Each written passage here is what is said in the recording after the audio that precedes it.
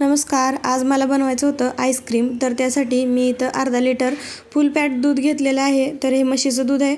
अर्धा लिटर दूध उकळायला ठेवलं. जास्त वेळ उकळायचं आहे दूध. जितकं जास्त वेळ दूध उकळलं जाईल तितकं छान आईस्क्रीम होतं. तर जास्त वेळासाठी दूध उकळून घेतलं आणि त्यामध्ये मी इथं साखर टाकली.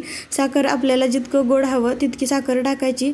त्याचबरोबर मी इथं कस्टर्ड पावडर घेतलेली आहे. तर कस्टर्ड पावडर आहे ना, तर ती एका ग्लासमध्ये काढली आणि त्यामध्ये थोडंसं दूध घालून मिक्स असं करून घेतलं. छान डायरेक्ट टाकली तर त्याच्या गाठी होतात, म्हणून असं 2 चमचे पावडर थोड्याशा दुधामध्ये मिक्स केली आणि ती उकळलेल्या दुधामध्ये पातेल्यातल्या घातली आणि छान असं शिजवून घेतलं. जास्त वेळ शिजेल तेवढं ते मिश्रण आहे तर ते घट्ट होत जातं. जितकं घट्ट होईल तितकं जास्त शिजवायचं आहे. जर ते पातळ राहिलं तर आईस क्रिस्टल्स बनतात. छान असं थंड करून घ्यायचं. पूर्णपणे थंड झालं की ते फ्रीजमध्ये ठेवायचं. एकदम चिल होऊ द्यायचं. फ्रीजमध्ये खालीच ठेवलं मी थोड्या वेळासाठी, 1-2 तासासाठी ठेवायचं. नंतर थंड झालं की असं होतं. थंड झालेलं जे मिश्रण आहे तर ते मिक्सर जारमध्ये काढायचं आणि ते त्यामध्ये आपल्याकडं साय असेल तर साय घालायची, किंवा मग विकतची क्रीम पण तुम्ही घालू शकता. अमूलची वगैरे मिळते ती.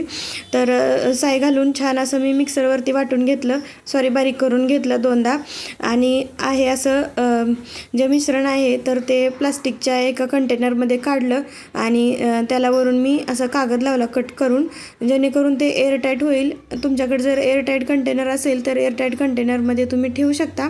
आणि जर तुम्हाला जास्त फ्लफी आईस्क्रीम हवं असेल तर तुम्ही 2 वेळा मिक्सरवरती बारीक करून फ्रीजरला ठेवू शकता. मी इथं एकदाच केलेलं आहे. फरक एवढाच आहे, जर एकदाच मिक्सरवरती वाटलं तर ते कुल्फीसारखी टेस्ट येते घट्ट अशी, आणि जर 2 वेळा जर मिक्सरला फिरवलं तर ते आईस्क्रीमसारखं एकदम फ्लफी होतं.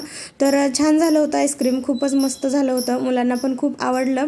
आणि हा व्हिडिओ खूप जुना आहे, उन्हाळ्यामधला आहे. खरं तर मला अपलोडच करणं झालं नव्हतं.